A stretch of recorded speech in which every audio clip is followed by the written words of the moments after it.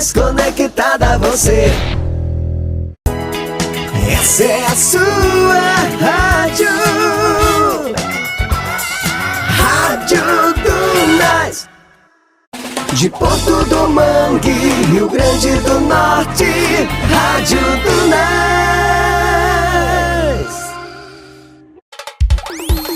Alegria no ar, rádio é emoção, Rádio Dunas é tudo de bom, sempre conectada com você. Uma vida de alegria, Rádio Dunas com você todo dia, sempre ao seu lado, Dunas em sintonia com você. Rádio Dunas no ar. Rádio Dunas, sempre conectada com você. De Porto do Mangue, Rio Grande do Norte, Brasil, para o mundo inteiro. Sempre ao seu lado, Dunas em sintonia com você. Rádio Dunas, Rádio Dunas no ar.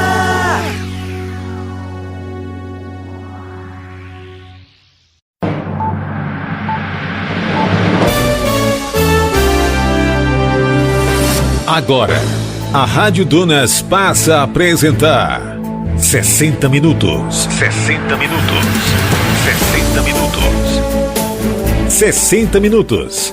Um debate dos principais assuntos do dia e as principais notícias da cidade. Você fica por dentro agora. 60 minutos. A notícia levada a sério. A apresentação: R. Alves e Julisson Charles.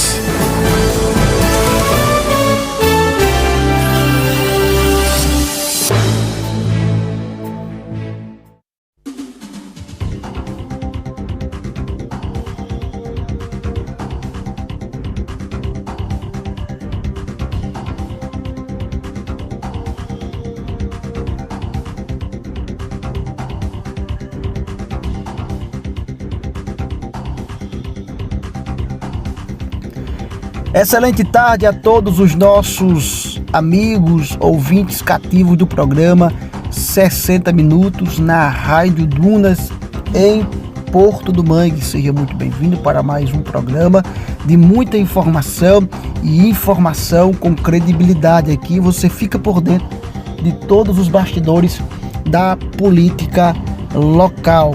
Uma excelente tarde ao nosso amigo R. Alves, que hoje não pôde estar conosco aqui no programa 60 Minutos, mas certamente está nos acompanhando aí.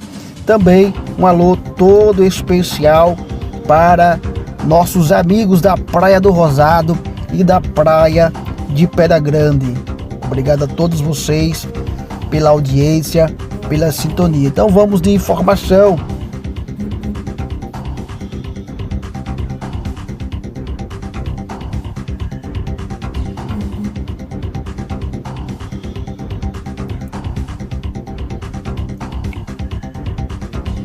Ontem foi a posse da nova ministra do Planejamento do nosso Brasil. Ela que se candidatou a presidente, ficou em terceiro lugar, ficou à frente do Ciro Gomes, e ela que ganhou destaque aí na política nacional nestas últimas eleições.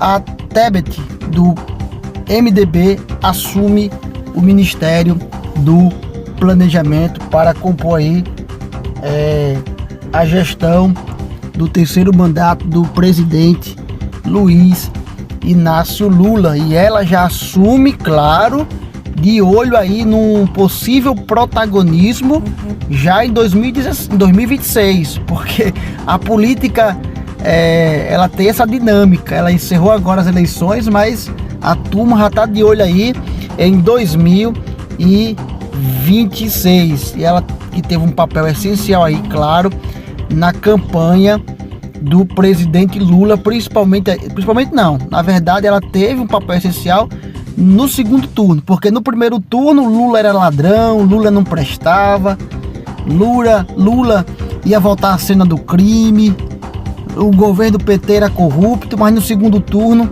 ela mudou o seu discurso, claro, já se sabia que ela estava de olho aí em um ministério, e assim o foi, ela assumiu o Ministério do Planejamento. Ela que também foi cogitada para outras pastas, mas acabou desaguando aí na pasta do Ministério do Planejamento. Ela que foi ex-senadora pelo Mato Grosso do Sul, assumiu ontem justamente o comando do Ministério de Planejamento e também Orçamento, agora nesse terceiro mandato de Luiz Inácio Lula como presidente do Brasil. A cerimônia de posse ocorreu aí por volta das 10 horas da manhã no Palácio do Planalto, e houve uma grande participação de integrantes do governo Lula, cerca de 1.000 pessoas. Essa entrada da Tebet nesse cargo ocorre depois de muitos impasses, de muitas negociações sobre qual pasta ela iria assumir, mas acabou assumindo aí a pasta do Ministério de Planejamento. E mesmo com essa demora sobre o posto que ela ia assumir, a sua participação no governo Lula, a ex-parlamentar ficou aí no cargo de ministra do Planejamento, e já olhando para 2026. Ela, que teve um papel essencial aí na campanha de Lula no segundo turno, já está de olho em um possível protagonismo nas eleições de 2016. Ela que assume uma pasta de alta relevância na esplanada, diga-se por passagem. É uma pasta muito importante, e é claro que ela está mirando aí uma acessão política, porque cabe à pasta do Planejamento traçar, por exemplo, organização de custos do novo governo, bem como analisar, viabilizar projetos, controle de orçamentos, liberação de fundos. Então não deixa de ser uma pasta assim de muita magnitude, que ela pode sim fazer o seu nome. O cientista político, o Rodolfo Marx, ele explica que a chegada da MDBista ao Planejamento só reafirma o seu protagonismo político, que tem uma certa importância dentro da esplanada dos ministérios. E essa pasta por si só, agora sim, claro, essa pasta por si só, ela não vai garantir mais votos para ela, mas ela pode sim fazer dessa pasta aí um combustível para ascender politicamente na política nacional. Nós vamos aguardar, ver como vai ser o desempenhar da ministra Tebet, porque ao mesmo tempo que a gente analisa que ela pode ter uma sessão através dessa pasta, mas também pode ser o seu fracasso. Ela pode mostrar um total fracasso a pasta, e isso pegar muito mal para o seu nome. Então é uma faca realmente de dois gumes. Vale destacar que na antiga gestão do Jair Messias Bolsonaro, o ministério era o Ministério da Economia, e aí esse ministério ele foi desmembrado, criando-se assim duas pastas, a do Ministério da Fazenda e do Ministério do Planejamento. E aí houve essa conciliação em que o Fernando Haddad, que foi candidato aí a governo do estado de São Paulo, foi assumir a pasta como ministro da Fazenda, e a Tebet acabou ficando aí à frente do Planejamento. Após ela ser anunciada como chefe do órgão, a ex-senadora, ela afirmou que a parceria com Haddad não tem como dar errado. Por que ela falou isso? Porque ela vai ter um papel importante dentro do governo Lula, mas próximo ali, claro, do ministro da Fazenda, até porque eram duas pastas que eram juntas, formando aí o Ministério da Economia na época do Jair Bolsonaro. Então é possível que haja esse trabalho em união, de proximidade entre o Haddad e também entre a ministra Tebet.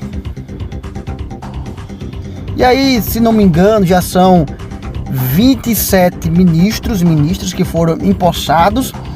Do total aí você tem 37, então faltam alguns serem empossados para compor aí as 37 pastas, ministérios que irão aí formar e desenvolver o trabalho do Luiz Inácio Lula na sua gestão do seu terceiro mandato.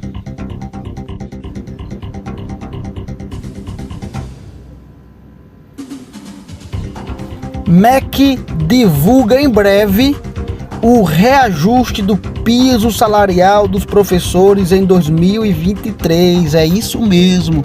Haverá aí essa previsão de haver um próximo reajuste no piso salarial dos professores ainda em 2023. Foi publicado no Diário Oficial da União a portaria interministerial 6/2022, que definiu o valor médio por aluno para o ano de 2023 no valor de R$ 5,1 mil. E isso tem uma diferença porque no ano anterior o valor era de 4,4 mil reais. Diante disso, com base nesse diário oficial, dessa publicação no Diário Oficial da União, a Confederação Nacional dos Trabalhadores em Educação, CNTE, anunciou a estimativa para o reajuste do piso salarial nacional do magistério no ano de 2023. Então, em breve, o governo federal deve anunciar o reajuste de 14,94%, ou seja, dos 3,8 mil atuais, o novo piso salarial nacional dos professores para 2023 deve ser de R$ 4.420,36.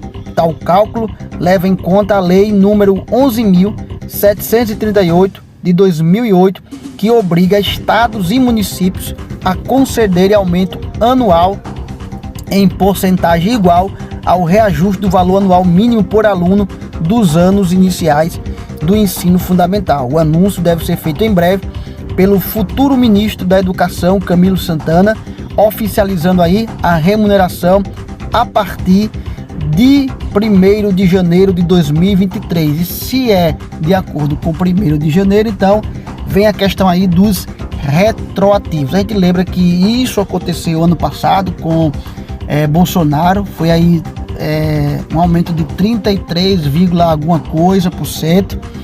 E apesar de ser uma lei federal que obriga os estados e municípios a fazerem esses reajustes, a gente sabe que muitos municípios resistem, procura lá de um jeito brasileiro, procura ali as lacunas, as falhas na lei para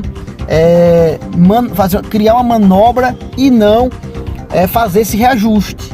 A gente sabe que tem gestores municipais e estaduais que buscam seus caminhos. A gente viu, por exemplo, no Rio Grande do Norte, o próprio estado do Rio Grande do Norte teve que fazer esse parcelamento desse reajuste. Municípios grandes como o de Mossoró também. Inclusive, tem municípios que ainda nem fez esse reajuste referente ao ano passado, que foi o reajuste colocado aí pelo o ex-presidente Jair Messias Bolsonaro. Em Porto do Mangue, o então prefeito Francisco Faustino, à época, ele não só deu o reajuste de acordo com o que foi estabelecido por lei, ele fez mais. Ele arredondou para 34% e ainda pagou os retroativos. Então, não é todo gestor que tem essa boa vontade. Apesar de haver aí esse indicativo de uma previsão para reajuste, mas ainda existe toda uma luta, tanto no aspecto estadual como também municipal, para que esse reajuste chegue até o profissional da educação. E como profissional da educação que sou, sei da importância desse incentivo para esses verdadeiros polivalentes, batalhadores que estão ali segurando a ponta da corda na sala de aula, junto com os alunos, e às vezes até mesmo em condições ínfimas, pífias, estrutura física decadente, mas estão ali, às vezes sem recurso algum, buscando proporcionar e desenvolver a educação das nossas crianças, dos nossos alunos. Então, mais do que merecido, e que esse reajuste realmente parta e venha do governo federal, se estenda aos governos estaduais e, claro, também aos municipais.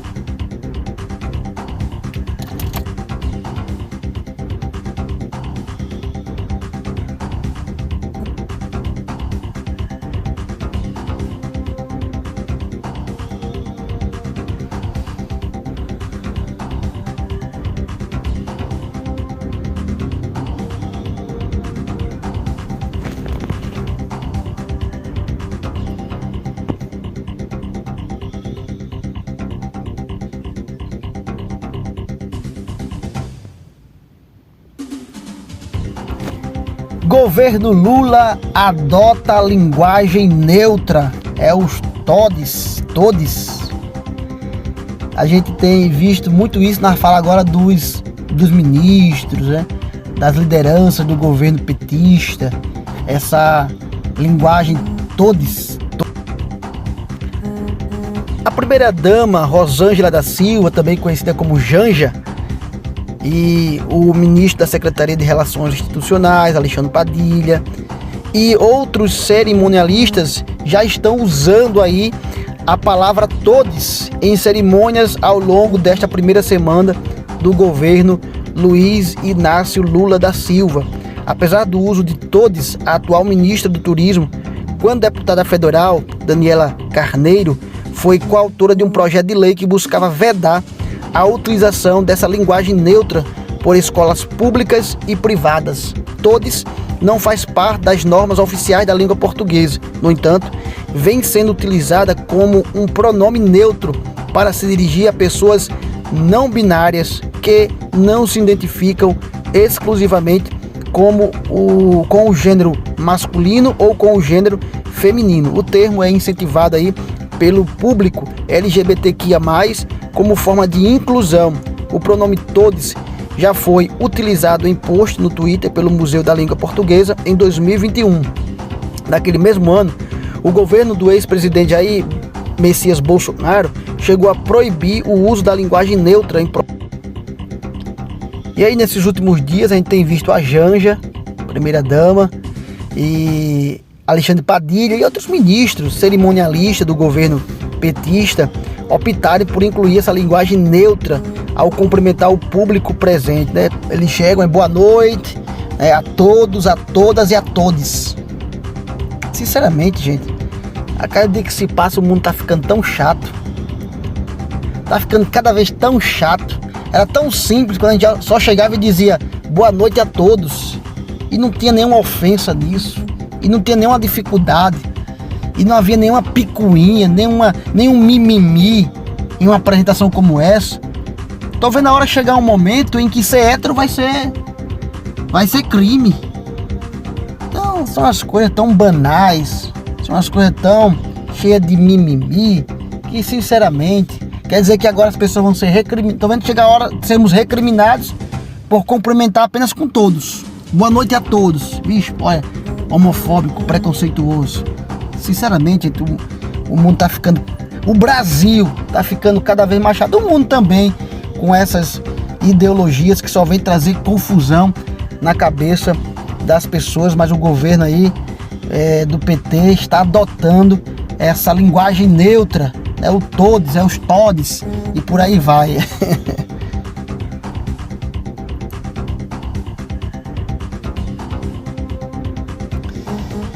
Bem, meu amigo ouvinte, também trazendo aqui a informação de que ontem a Polícia Rodoviária Federal apreendeu uma carga com mais de 18 mil unidades de bebidas alcoólicas na Grande Natal. A PF apreendeu exatamente 18.750 unidades de bebidas alcoólicas durante uma fiscalização em São José do Mipibu. A carga estava sendo transportada sem a devida comprovação fiscal. Eles não tinham comprovante fiscal.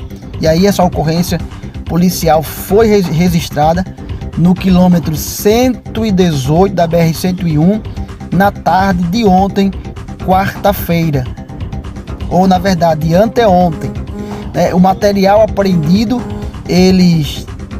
tinha ali aguardente de cana-de-açúcar, né? Tinha vodka e não tinha nenhuma documentação fiscal. E aí, durante a abordagem policial, né, a um caminhão aí de cor branca, o condutor do veículo não tinha nenhuma documentação legal da compra dessas bebidas. Segundo a Polícia Rodoviária Federal, a mercadoria foi coletada em Recife, capital pernambucana, e tinha destino aí à cidade de Parnamirim, na Grande Natal. Após a apreensão do material, a ocorrência foi encaminhada à Secretaria Estadual de Tributação. E ontem em Mossoró, a Polícia Militar resgatou uma mulher que estava em cárcere privado na cidade, né, de Mossoró.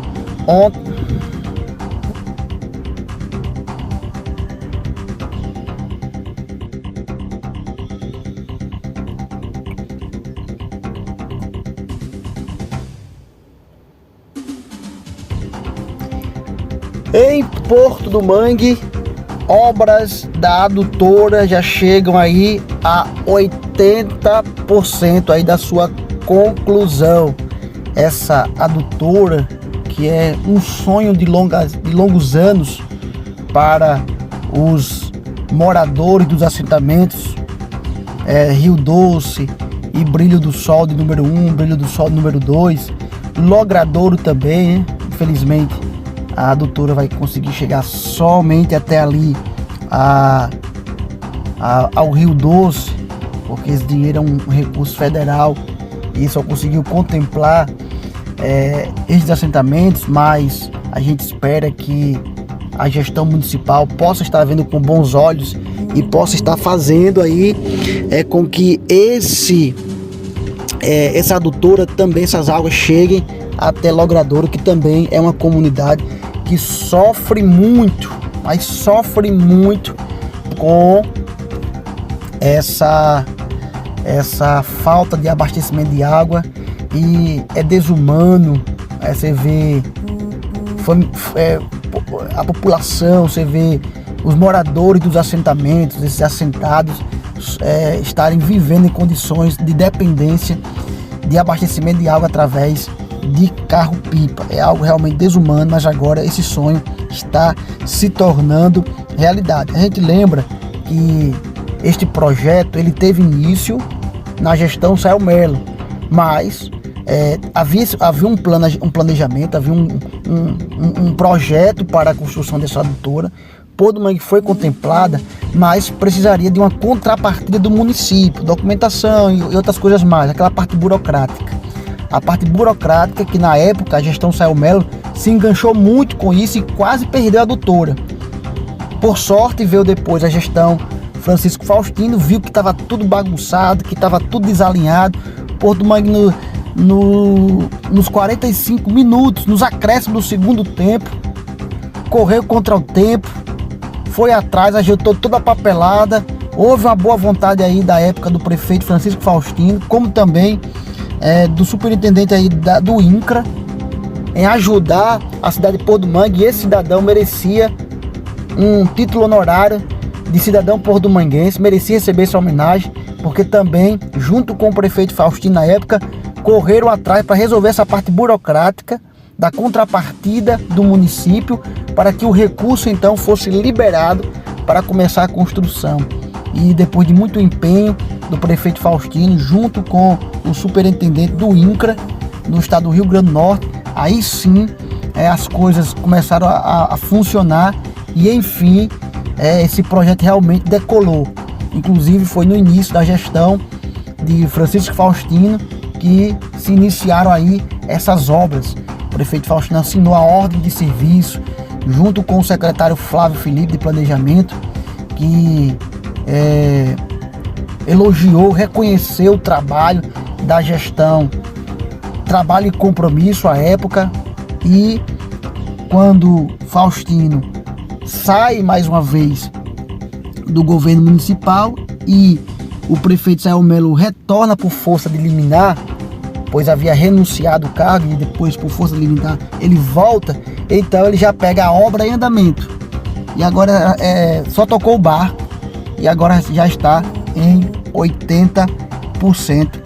E isso é muito bom, uma boa notícia aí para os moradores dessas agrovilas ali do Carajás, do Planalto do Mel, do Rio Doce e Brilho do Sol número 1 e Brilho do Sol de número 2. Ao total aí são 220 famílias que serão beneficiadas, famílias assentadas, que serão beneficiadas por essa alga, esse bem tão precioso que é a água. A água é vida e isso é muito importante. Enfim, nós estamos vendo esse sonho se tornar realidade. O vereador Aclésio Santana, em uma sessão na Câmara, falou sobre isso, né?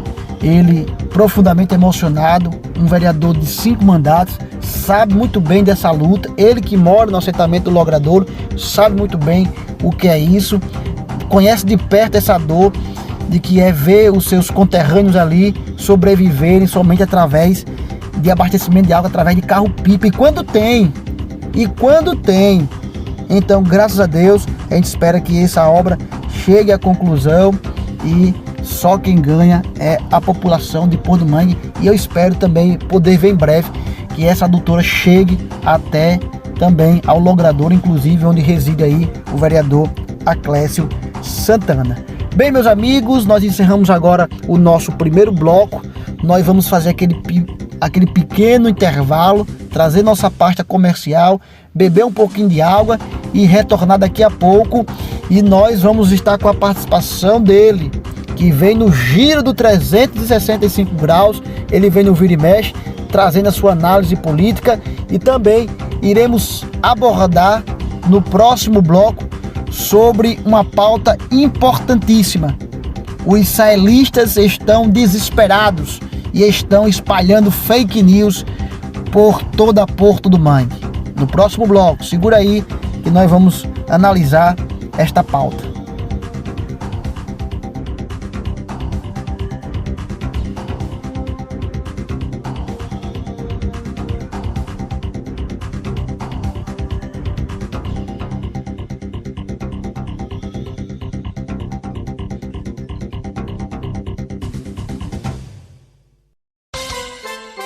Fique ligado. Os 60 Minutos volta já. Quero te ver bem. Quero ver o seu sorriso. Ver de perto, ver de longe quando o sol chegar. Te ver em todo lugar. Porto do Mangue agora tem uma ótica com credibilidade. Ótica Canaã. Ligue 84-98705-8143 ou agende com nossos consultores a sua consulta com nossos profissionais especializados. Temos para você uma variedade das melhores e mais modernas armações de óculos. Temos preço baixo e garantia, além do serviço de manutenção do seu óculos gratuitamente. Acesse nossas redes sociais no Facebook e Instagram, @Ótica Canaã Porto do Mangue, e fique por dentro das novidades. Em breve, estaremos inaugurando nossa loja ao lado do supermercado Canaã, localizado na rua Joaquim Serafim, Centro Porto do Mangue. Quer comprar seus medicamentos? Não perca tempo. Vá direto na Farmácia Popular do Trabalhador. Aqui você conta com uma equipe qualificada. Aqui você encontra medicamento de referência, genérico e similar, artigos infantis e perfumaria em geral. Na compra de qualquer medicamento de uso contínuo, na compra de 3 caixas, a 4ª é grátis. Contato 84-98752-8531. Estamos localizados na Rua Getúlio Vargas, Porto do Mangue. Farmácia Popular do Trabalhador. Preço baixo de verdade é aqui.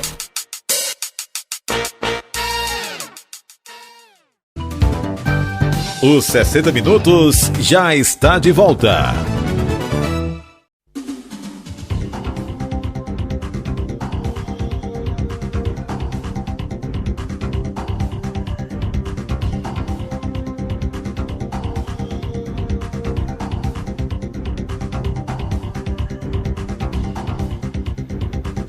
Já estamos de volta para o segundo bloco do programa 60 Minutos e eu quero compartilhar com vocês nesse momento um desabafo.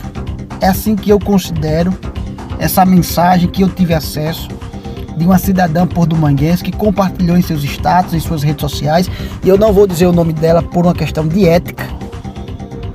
Poderia até divulgar o nome, porque ela colocou em seus status, mas o que importa não é o nome da cidadã, mas a alma que ela derramou nessa mensagem, nesse verdadeiro desabafo, e isso retrata bem a atual situação que vive o município de Porto Mangue.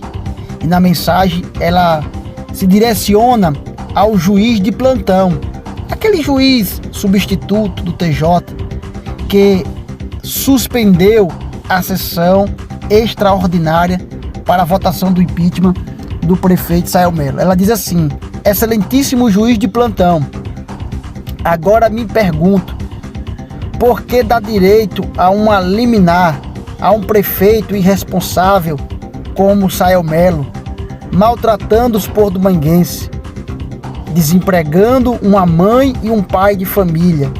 Excelentíssimo senhor, o senhor não sabe o quanto dói para uma mãe acordar de manhã e ouvir seu filho pedir um pão e você não ter nada para dar. A prefeitura hoje não é do povo, a prefeitura hoje é do povo de Areia Branca e o povo de Porto Mangue é quem está sofrendo. Aí ela diz aqui: quando Faustino assumiu, o povo era feliz. Você não viu uma mãe e nem um pai de família reclamar, a mesa era cheia de comer. Senhor juiz, venha fazer uma visita a Porto Mangue, venha ver com seus próprios olhos o que Porto Mangue está passando. Então é uma carta, é um verdadeiro desabafo ao juiz substituto que suspendeu a sessão extraordinária para a votação do impeachment. É claro que a gente tem que fazer ponderações aqui. Primeiro, Sael não está sendo julgado por ser um bom ou mau gestor. O que vai ser julgado no impeachment é se ele cometeu crime ou não de responsabilidade. Mas o decreto-lei diz que se houver tipificação de crime, isso já é suficiente para embasar um processo de impeachment, que é o que está acontecendo, apesar dos saelistas dizerem categoricamente, gritar em todos os cantos de Porto Mangue e região, que os vereadores de Porto Mangue não têm capacidade, não têm competência para administrar um processo de impeachment. Tá chamando de quê? De burro, de leigo e por aí vai. Em outras palavras, é isso que eles querem dizer dos vereadores. E esse é o maior erro do saelismo, subestimar o potencial e a capacidade e o poder de decisão que tem os vereadores e de conduzir um processo de impeachment. Só que o que está em jogo no impeachment não é isso. É claro que hoje já se tem muita diferença. A gente já tem ouvido aqui relatos de pessoas que estão desempregadas, mas tem pessoas de Itaú, tem pessoas de Areia Branca, que realmente... Hoje a grande parte da gestão Sael Melo é formada por pessoas de fora. A própria mídia que defende o saelismo hoje não é de Porto Mangue, é de fora. Isso representa hoje o saelismo, pessoas que são de fora. E aí a gente vê essa mãe, a gente vê outras pessoas reclamando, né, realmente da falta de emprego em Porto Mangue. E isso de alguma forma afeta sim a economia, porque o dinheiro vai indo para outros lugares e não para Porto Mangue, porque essas pessoas muitas vezes trabalham em Porto Mangue e não vão utilizar esse dinheiro em Porto Mangue, vão utilizar fora, onde eles residem. Essa que é a verdade, e isso mostra realmente o que está acontecendo em Porto Mangue. É realmente de lamentar a calamidade que vive hoje Porto do Mangue. Há poucos instantes, o blog Obelisco em Macau postou uma matéria e eu quero compartilhar esta matéria com os nossos amigos ouvintes do programa 60 Minutos.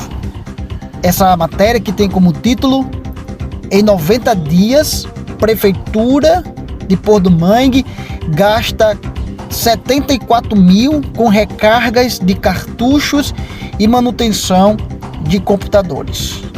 Na matéria diz assim: em 3 meses de gestão, o prefeito Sael Melo conseguiu torrar 74 mil reais somente com recargas de cartuchos e manutenção de computadores. E na matéria ele faz aqui também um anexo de uma imagem, certamente printada, do portal da transparência da Prefeitura Municipal de Porto do Mangue, trazendo justamente o faturamento de outubro até dezembro, que é o período aí da atual gestão Sael Melo.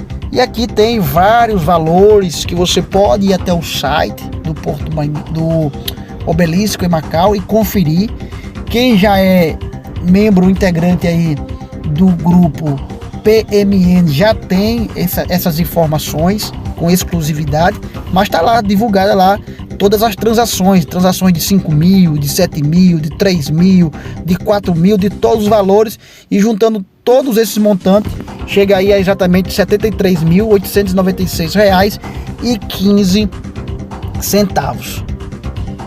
A empresa é justamente a empresa lá de Areia Branca, né, Agostinho Serviflex, que essa é de Areia Branca, e teve aí esse faturamento justamente de outubro até dezembro, quase 74 mil reais. E como disse o comunicador Wilton Medeiros, agora o prefeito Sael Melo também é conhecido como o prefeito fanfarrão, que gosta mesmo de gastar dinheiro.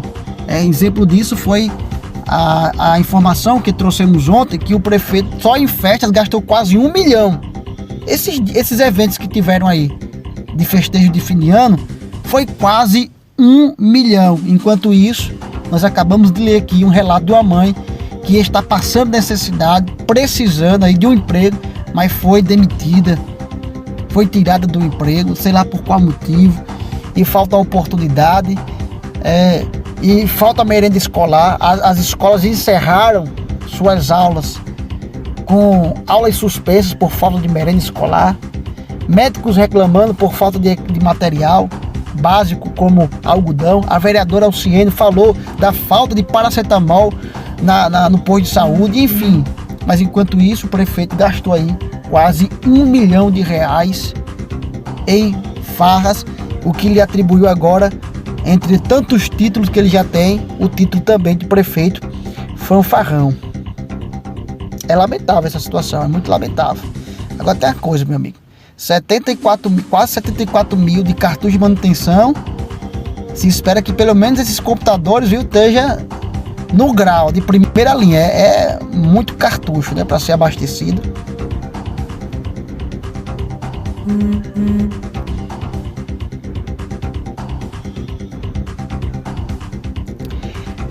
Bem, meus amigos, nós também queremos trazer uma análise política do que realmente está acontecendo em Porto Mangue.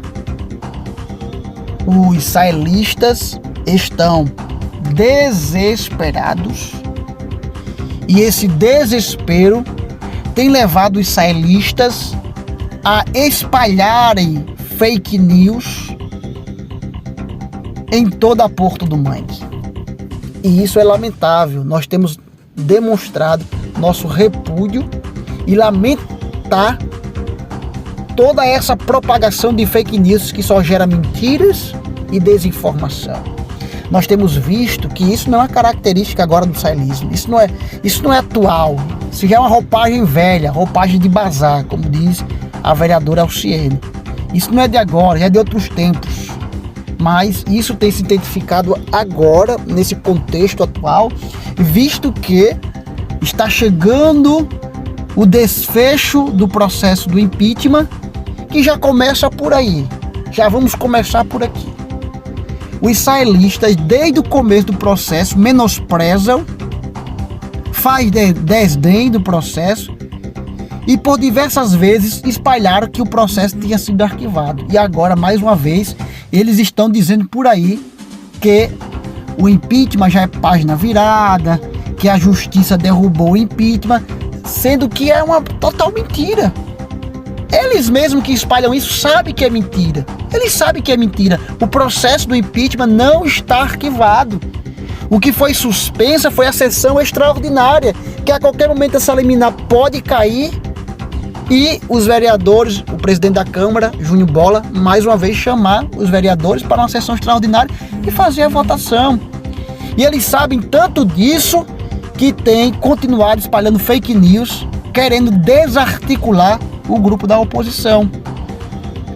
Eles têm insinuado que Júnior Bola vai sair da oposição e vai para o saelismo, para ser prefeito ao lado de Sael Melo, com o apoio de Sael Melo, seu sucessor de Sael. Já colocaram o Magnus Domingo para ser o vice, agora já estão colocando a Clécio. Estão insinuando que a Clécio vai abandonar a oposição, mas o estopim foi a matéria publicada pelo blog de Aloysio, lá de Carnaubais, porque ele diz categoricamente que já existe um diálogo entre Sael com o vice-prefeito, o ex-vice-prefeito Magno Domingo, e que a conversa está bem caminhada. E nas entrelinhas deixa entender que também com Júnior Bola, com o ex-prefeito Titico, deixando bem claro a matéria que essas lideranças irão desaguar na atual gestão. Vão deixar a oposição para ir para o saelismo. O que isso não passa de uma estratégia desesperadora, espalhar mentiras, especulações, factoides, para que desestruture o grupo da oposição e gere incertezas. Todo mundo se lembra que quando essas lideranças estavam no saelismo, muitas delas estavam no saelismo, e foram compor a base do governo Faustino naquela época, eles declararam, fizeram vídeos, se manifestaram, fizeram foto. Então você tinha fatos reais, você não tinha factóides, você não tinha especulações, você tinha fatos reais, fatos concretos. Agora eu pergunto a você, quem foi que viu aí Júnior Bola afirmando que vai para o saelismo, apertando a mão de Sael, dizendo que está com ele, apoiando Sael? Quem foi que viu a Clécio fazendo isso? Quem foi que viu Magnus Domingo fazendo isso? Quem foi que viu o ex-prefeito Tico dizendo que está com Sael? Ninguém. Então isso é só especulação. Porque se existe esse diálogo, essa conversa, então que venha à tona. Agora, é claro que isso também é para o saelismo dizer: as portas estão abertas. Se vocês quiserem, podem vir para cá, que a gente quer vocês. E a verdade é isso que Sael tem tentado fazer, reconquistar lideranças, mas não está bem assessorado. Infelizmente ou felizmente, vai depender do ponto de vista de cada um, ele não consegue unir essas lideranças, resgatar essa confiança, e grande parte disso é do seu próprio histórico, porque muitos desses vereadores que estavam com ele, essas lideranças, sofreram na mão de Sael. Magnus, Titico, Júnior Bola e tantos outras lideranças e vereadores. Então, uma reaproximação é quase que inviável por conta do histórico do próprio Sael, de menosprezar as lideranças de Porto do Mangue. Essa aqui é a verdade. Os vereadores e outras lideranças não confiam em abandonar a pauta do impeachment para agregar o saelismo e derrubar o impeachment. E se derrubar o impeachment, o que Sael vai fazer com ele depois? Essa é a questão.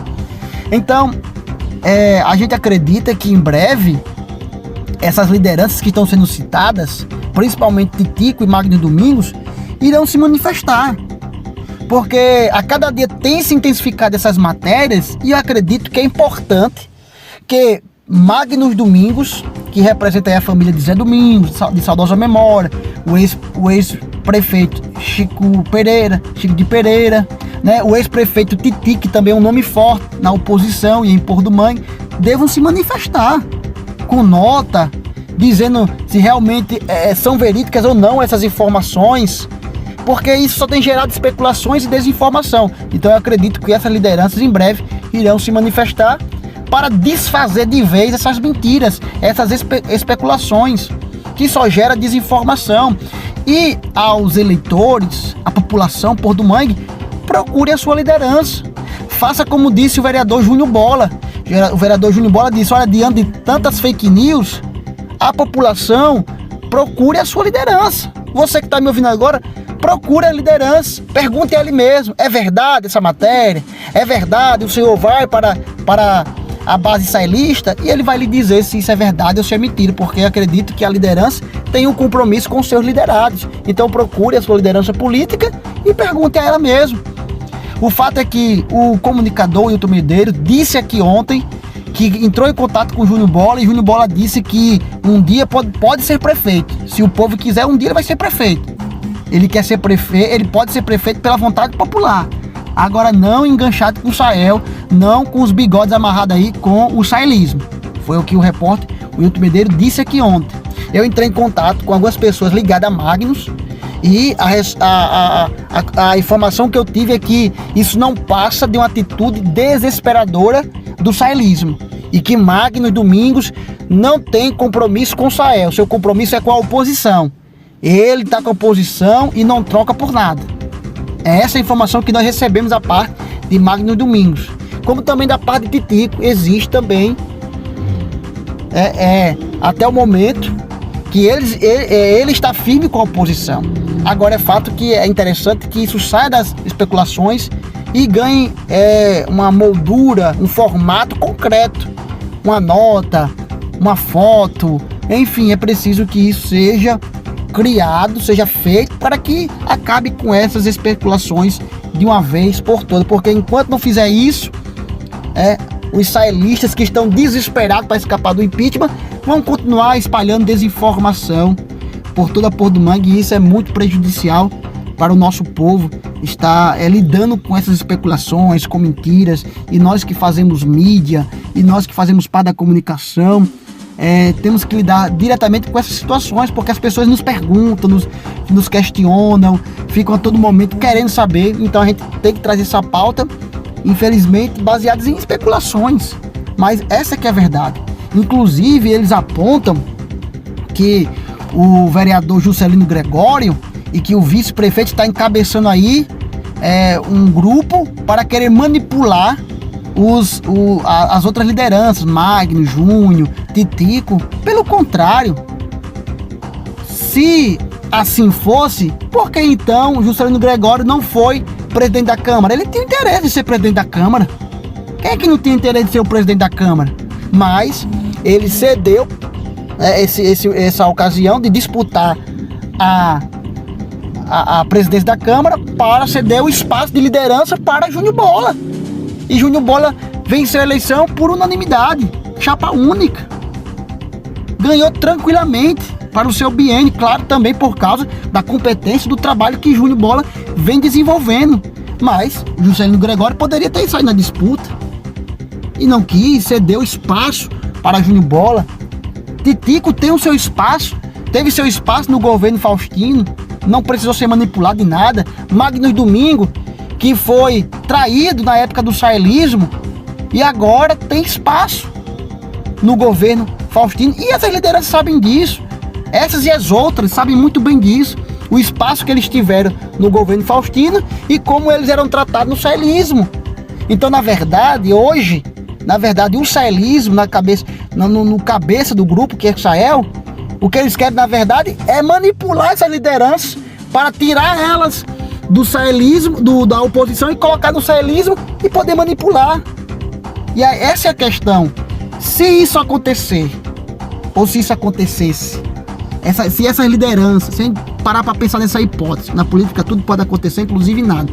Se essas lideranças saem da oposição e vão para o saelismo e derrubam o impeachment, como é que Sael vai tratar essas lideranças depois do impeachment? Ponto. Cada um faz a sua pesagem na balança. Cada um sabe o que é melhor para si e para o povo de Porto do Mangue. O fato é que Sael quer trazer a todo custo aí pelo menos 3 vereadores, porque ele já jogou a rede nas algas doces e pescou um peixe de alga doce, o que foi o Cleberson Moura, e ele tá jogando a rede mais uma vez. Se cair é peixe, Se cair na rede é peixe. Porque se ele conseguir puxar mais 3 vereadores, ele derruba o impeachment e acabou-se. Ele precisa de 4 votos para derrubar o impeachment. Um ele tem. Então aí ele vai buscando o que eles pensam que é mais, daqueles vereadores que são mais vulneráveis. Porque, por exemplo, porque o saelismo não vai assediar Juscelino Gregório. Porque o saelismo não está assediando Jair Fernandes, Ailton Nego Velho, a vereadora Alciene. Porque na cabeça dos saelistas, essas lideranças não trocam por nada. Então, na cabeça dos saelistas, a Clécio, um Joãozinho, né, o presidente da Câmara, na cabeça dos saelistas, né? Não é na minha, na cabeça deles. São vereadores que são aparentemente mais vulneráveis e que podem ser atraídos por qual seja o motivo. Por uma aproximação de amizade e algo desse sentido, né? Ele percebe que esses vereadores que estão sendo assediados tem uma ponte que pode ser construída ali, na cabeça dos saelistas. Mas o fato é que esses vereadores e essas lideranças têm se mantido firmes e compromissadas com a oposição e com o povo. Para levar o impeachment até o fim. E nós vamos aguardar aqui o que realmente vai acontecer nesse desfecho. Hoje o Ito Medeiros não pôde participar conosco do programa 60 Minutos, mas segunda-feira, se Deus quiser, ele estará aqui trazendo os seus comentários. Fiquem todos com Deus e até segunda-feira, se Deus quiser.